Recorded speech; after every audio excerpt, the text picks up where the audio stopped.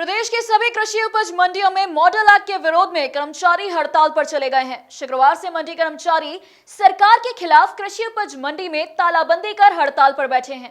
संयुक्त संघर्ष मोर्चा के कृषि उपज मंडी बनापुरा अध्यक्ष अंतराम दामड़े ने बताया कि सरकार द्वारा जो मॉडल एक्ट लाया जा रहा है वो कहीं न कहीं मंडियों का निजीकरण कर शासकीय मंडियों को समाप्त करने की तैयारी है। इससे मंडियों में काम कर रहे लाखों कर्मचारी बेरोजगार हो जाएंगे। वहीं मॉडल एक्ट लागू होने पर मंडी प्रशासन का व्यापारियों पर कोई दबाव नहीं होगा, जिससे वे किसानों की उपज मनमाने दामों में खरीदेंगे और किसानों को नुकसान का सामना करना पड़ेगा। मंडियों में किसानों की उपज खरीदने के लिए कई व्यापारी उपज की नीलामी में भाग लेते हैं, जिससे प्रतिस्पर्धा के चलते किसानों को अपनी उपज का अच्छा दाम मिलता है। लेकिन मॉडल एक्ट लागू होने के बाद ये प्रतिस्पर्धा समाप्त हो जाएगी।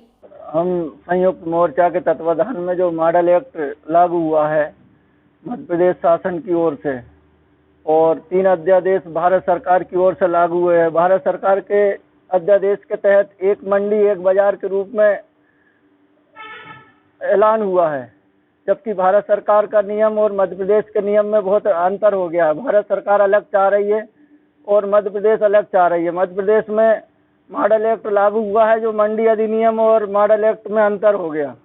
आज मंडी कर्मचारी लोगों का जो मंडी अधिनियम का जो एरिया है वो मंडी ग्राउंड के अंदर में ही सीमित कर दिया है। हमारा जो कार्य क्षेत्र है केवल मंडी ग्राउंड में हो गया। अब व्यापारियों का खुले में कहीं भी प्रांगण के बाहर खरीदने के लिए छूट मिल गई है। उसमें किसानों के माल का जो बिकने की जो उसकी कीमत जो है, फसल की कीमत मिलने की गारंटी नहीं है। इससे किसान भी हमारे कारण नुकसान में रहेगा। हम जो चाहते हैं कि सारे किसान भी मंडी में आए और मंडी के कर्मचारियों को जो है जो मॉडल एक्ट में किसी भी प्रकार का कोई स्थान नहीं दिया गया है।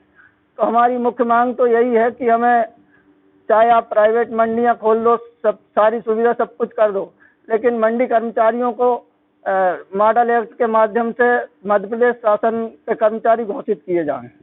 ये हमारी मेन मांग है। ज्ञात हो कि शिवराज सरकार ने मंडी एक्ट के कानूनों में संशोधन किया है। अब निजी क्षेत्रों में मंडियों की स्थापना हेतु प्रावधान किया है। नए प्रावधानों के तहत गोदामों, कोल्ड स्टोरेज आदि को भी प्राइवेट मंडी घोषित किया जा सकेगा। Bureau report, Khabarbar news, Samani Malwa.